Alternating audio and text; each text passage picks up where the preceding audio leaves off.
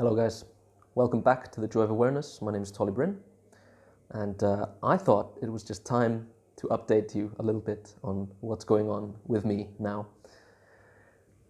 There's been a huge change in my life, and I don't think I mentioned this in any other video, but right now I'm sitting in my hotel room here in Delhi, India.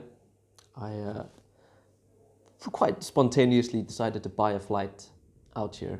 Like I was feeling okay back home in Iceland. I'd been doing my thing for a few years. I'd finished school. I'd renovated an apartment and started this business. But there was like a part of me which was just like, you've got to go get out there again. You've got to go and explore. You've got to go have an adventure. So that's what I decided to do. And the last 4 days I've been here in Delhi, just walking around. I went to Taj Mahal in Agra today and went out and just finished eating some really good street food here in Paharganj, where I'm staying.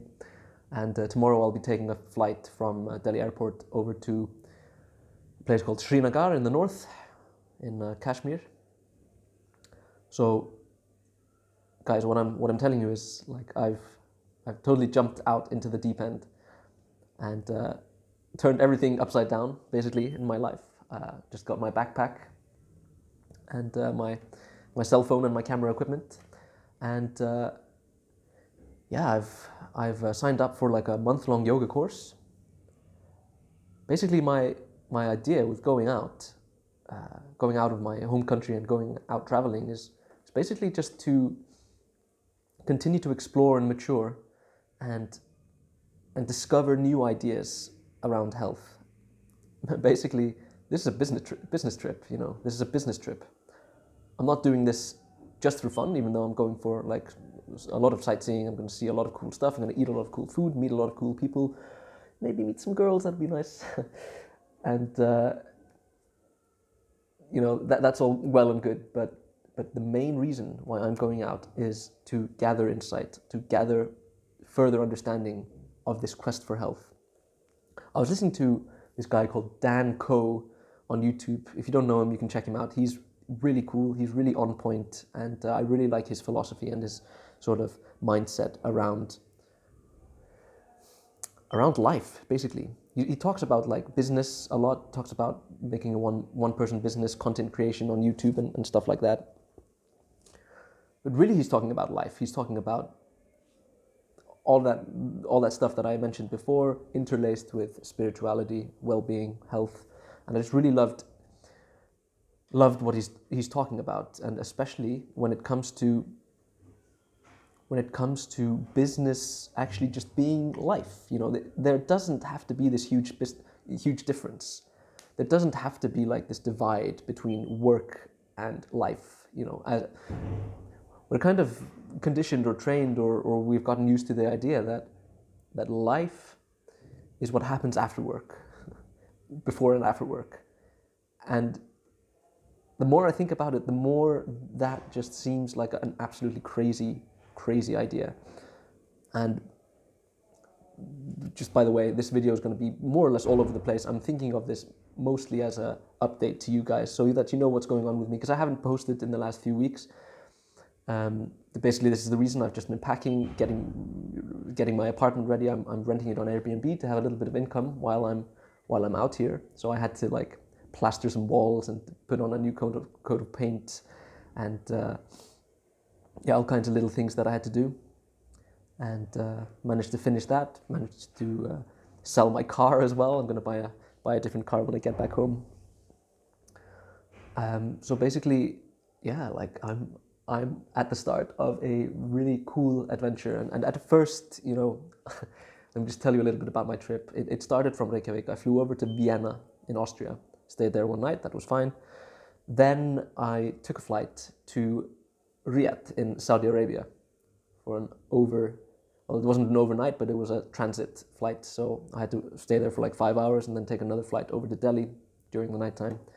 Let me tell you, Saudi Arabia, well, not all Saudi Arabia, but Riyadh airport King Khalid International Airport, what a shithole. Just please don't go there. I mean, it's not that it's dirty, it's not that there's anything wrong with the airport per se, but just the atmosphere and the armed guards all around, and just knowing like, these guys, they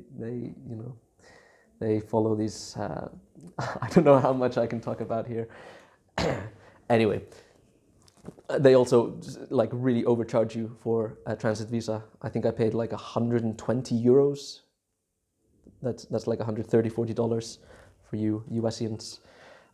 It's just amazing. Like, and I stayed there for 5 hours, and nowhere could you find any information about how to buy this online, or if you could get it cheaper, or if you needed a visa at all, or whatever. But yeah, not gonna fly through Saudi Arabia ever again. And like, I don't really want to visit that place anyway. Anyway, let's talk about something else. I flew over to Delhi. I was jet lagged for an entire day. I just kind of lay in bed and was listening to a really cool audiobook and just resting. Didn't really know what to do. And yeah, I've slowly but surely been acclimatizing myself to this new environment. And nota bene, I've actually been to India before, so it wasn't all so new, but it is still like a huge culture shock when you go from Northern Europe over to Delhi. Absolutely incredible difference. And Delhi specifically, I think, in all of India, like last time I came to India, I stayed in Delhi for 10 days, which is 10 days too much.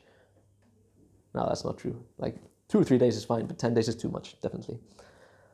And then I flew down to Varkala, down to Kochi, and then to Varkala in Kerala, in the south of India. And that was really chill. That was really nice.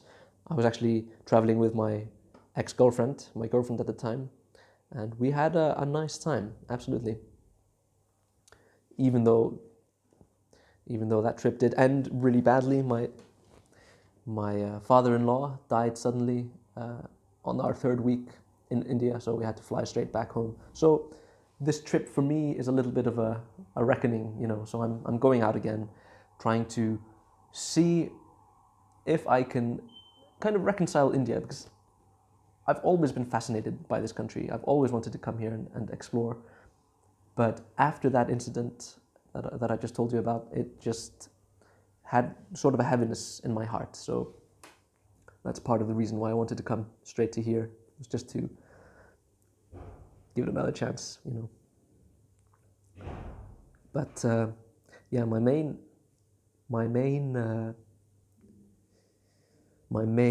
goal with going out here and traveling again, it's been years since I traveled, like 3 years since I've actually gone out of the country, apart from one short trip to Sweden with my mother last year. I haven't traveled at all, and it's been really nice, actually. Like, I have changed my financial life. I finished educating myself. I finished my journeyman degree for carpentry. Tied all kinds of loose ends, and now I have a renovated apartment in the center of Reykjavik, which I can rent out, and for the most part, I can pay my expenses while traveling in cheaper countries. So that in itself is just amazing, and I can't believe that I'm at that place now in my life that I can do that. And this kind of leads into a bit more of a strange topic, and this is something that I've really been thinking about a lot, and I have a hard time kind of putting it into words, because it's not something that's commonly talked about, I think. And that is the sort of spiritual aspects of financial health. And at first you might be asking, like, what is financial health? What does that even mean? And to me, financial health basically means not being dependent on an external source of income. That is to say, like, all income will be external, of course, but what I mean is that if you are working for an employer and that's the only way that you get a paycheck and that's the only way you get money, you are financially sick, I would say. Like, and you can be, there's a spectrum, of course, like you can be a well-paid professional, or you can be, just a teller at a bank or whatever, making minimum wage. And not saying that to disparage anybody, I'm just saying like there's a spectrum of like direct income like that you can be getting. But I would argue that no matter how much money you're getting paid every month from your employer, if that is the only paycheck that you're getting in, and especially if you're living paycheck to paycheck, you're not actually saving money, I would say that is, I wouldn't necessarily call it a disease, but that is something that I think needs to be fixed, and that's what I look at as financial health. And that's something that I've been focusing on for myself. Because as you know, I am a health nut. I really think about health all the time. And, I've based Joy of Awareness mostly, for the most part, I've based it around the story of my healing from chronic autoimmune issues 3 years ago. Like, think about that. It's 3 years since I started fasting and overcame topical steroid withdrawal, which I was dealing with for like almost 5 years, 4 or 5 years. I've like, honestly, like the numbers themselves are starting to get a little mixed up with me. Like, if I look back, I remember the dates and all that, but it's like, okay, yeah, so it's almost 3 years ago since I finally got over topical steroid withdrawal. It's 8 years ago since I actually quit topical steroids in the first place. It's 10 years ago since I actually started getting really sick. No, wait, that's not right. 8 years since 3 years ago since I healed. Yeah, 7 years. I guess around 7 years since I quit topical steroids. Anyway, it doesn't really matter. The point I'm making here is I feel like this is a new chapter in Joy of Awareness. Like, I'm working on some stuff now that I think will be incredibly valuable and a very apt continuation to the topics that I've been talking about until now, the topics of health. Because that's what this is all about. The Joy of Awareness, to be totally frank with you and honest, like when I started it, I had no idea what I was doing. I was just like, I went through this healing crisis, and it felt like there was something that needed to be said. I needed to get a lot of information out there. I needed to get my experience out there. And I truly believe that it has been an absolute blessing for quite a few people now. And it makes me so happy to receive your emails, your messages, telling me that you tried out fasting and a simple diet. And like, I want to call it my system, but it's like, yes, it is a system. And yes, it is something that I tried and which worked for me. But, I can't take credit for fasting. Come on, like, and a simple diet? No, this is primal stuff. This is primal stuff. But if I can be a vessel or a medium for getting that information out there and helping other people, like I just got a email today from a guy named Charles, and he was telling me like he's been working on doing some longer fasts. I can't remember if he said that he'd finished 8 days or if he'd attempted 8 days, but he said like for the first 30 hours he didn't feel like he was seeing much of a difference, which is exactly what the same thing that happened to me. It was like 48 hours before I started to see some actual difference in my skin and in my symptoms. But then he started seeing some super healing.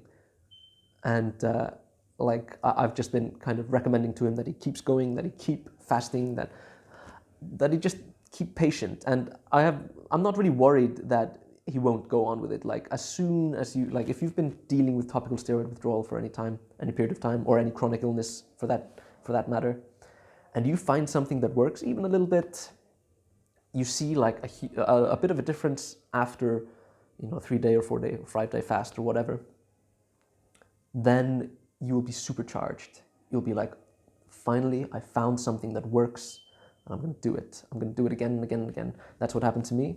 I fasted for 10 days. I saw like a 40% improvement, 50% improvement after those 10 days. And I just went and went and went and fasted and fasted and fasted for 2-3 months.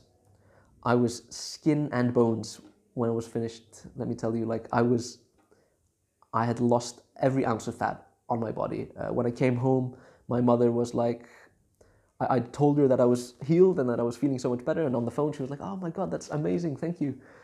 Or thank you.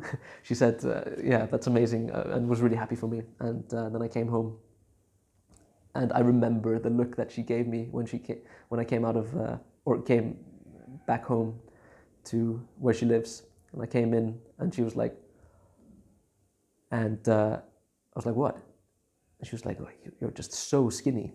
And it was true. Like, I hadn't noticed it really, but I had, after my 10-day fast, I'd gone from, 67 kilos, which is my baseline weight generally, down to like 53 kilograms. Like, I was way underweight. I looked like the Buddha from his ascetic period. Like, if you've seen those Buddha statues where he's like emaciated and you can see his ribs and his cheekbones are all like this, that's what I looked like. And quickly enough, I put on some baby fat in my cheeks once again, but it took a few weeks or a few months to look more or less normal. But at the same time, like, I didn't care. I didn't care that I was underweight. I felt better and healthier than I ever had before. I'd gotten rid of all of my symptoms of topical steroid withdrawal, all of my allergies, everything that had been wrong with me for as long as I can remember was gone after this. So I healed myself, and I just realized that experience, like, I've been rambling for a long time now, but that experience is the crux of Joy of Awareness. That is the reason why I started Joy of Awareness. And I'm just so excited for this, this enterprise. Joy of Awareness, like, it is something that I know will encompass so much more as I continue to evolve myself. Health has so many aspects. Like, every night and every morning after I wake up, I do some formulas in my mind. I repeat mantras that I've made up myself. One of them states, "I will focus on improving my health in all aspects." I'm trying to remember because I say it in Icelandic, so I have to translate it. Let me see. Líkamlega, andlega, hugarfarslega, fjárhagslega og kynferðislega. Physically, mentally, my mindset, financially, and sexually. All of these are aspects of health that I focus on improving. And, I'll make some more videos about that, because that is also very important to understand, that health is not only limited to the physical body. It's not only limited to the mind either, and those two are not separate at all. None of this is separate. It's all completely aligned, or is all supposed to be completely aligned. And as I overcame my physical symptoms, I started to realize that there were a lot of other things that were wrong in my life. I had a lot of other health issues in other areas, and many of them had sprouted from the base physical illness. Many of them had different causes. Many of them have actually been affecting my physical health for a long time as well. Just as a small example, not having dealt with my childhood trauma, which I feel like I have really, really dug deep into the last few months. The fact that I hadn't ever really worked through the trauma of my childhood was causing me to binge on all kinds of things: food, sweets, alcohol, cigarettes, especially pornography. And like, I still feel ashamed to admit that, but it's true though. Like, and I think I'm not alone with this. Pornography has an effect on a lot of people, and all of these things have obviously terrible effects. And especially when you're someone like me who really focuses on health focuses on understanding true human health and living like a thriving human life, you know, constantly falling into this pattern of binging on something that you know is really, really unhealthy, you know, buying like sacks of sweet and eating it all, and buying pizza and stuff, you know, and just kind of gorging on it, and then like, oh no, I'm never going to eat it again. And then the next, you know, next week or 3 days later or whatever it is, you just do it again and again and again. And I just started realizing that this isn't a physical issue, even though the symptoms can become physical. You might get overweight, you might lose lots of energy, you might just feel generally, you know, lethargic and all this, get acne, whatever, eczema. But the cause is mental. The cause is mental. And, you know, obviously there may be financial reasons for your mental health issues. You know, you might not be getting enough money every month to be able to relax, to be able to work through your issues, to be able to exercise, whatever. If you're working a low wage job and you just don't have the resources to actually feed yourself well, you know, that's a huge problem. And I could go on and on. Like, there's so many different facets to this whole thing. So anyway, I feel like I've rambled enough for now. This was more of the seat of my pants video, going here and there. I really wanted to just tell you where I am, what I'm doing, where I'm going. My plan is to go, as I said, up to Kashmir, and then down to Rishikesh, where I'll do a yoga course for a while, and then at some point I'll be flying over to Thailand and Vietnam and Cambodia and traveling Southeast Asia a little bit, and I'm going to see if I can find some cool, I don't know, ashrams or temples or courses. I'd like to actually learn a little bit more about Taoism. Yeah, courses on anything that pertains to health, any kind of traditional cooking courses or Ayurveda or whatever, you know. I'm gonna just kind of look around, and, you know, if you guys have any ideas, if you know of any places, know any people that you'd like to put me in touch with, I'd be happy to take a look at that. And anyway, I think I'll end this video here. Just love you guys. I love the messages that you've been sending in. It gives me so much hope and so much drive to just continue doing what I'm doing, continuing to get better at making these videos, and writing more books, making more content, and just, you know, getting the message out there. And, you know, it's just such a spiritual journey, really. Making this as big as I can make it, this is a purpose of mine now. I've created an actual purpose, trying to reach as many people with this incredibly simple information. You know, these facts, this fact that you can actually heal yourself, that you don't need the doctors, you don't need the pills, you don't need the treatments, you don't need to be a victim, you don't need to be a perpetual patient. You know, life is yours, and your body is yours, and you can fix yourself. And like, even thinking about it like that isn't exactly right. You are already perfect. There are layers of muck, you know, on you. And what you're trying to do is you're trying to like clean off the muck so that you can reveal your perfect self. It's not about fixing yourself. It's not about healing yourself even. It is about revealing what is truly right and good within you.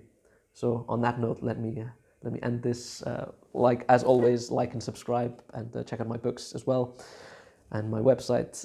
I'll be really happy if you can do any of those things and try to spread the message for me. Okay, so love you guys. See you. Bye.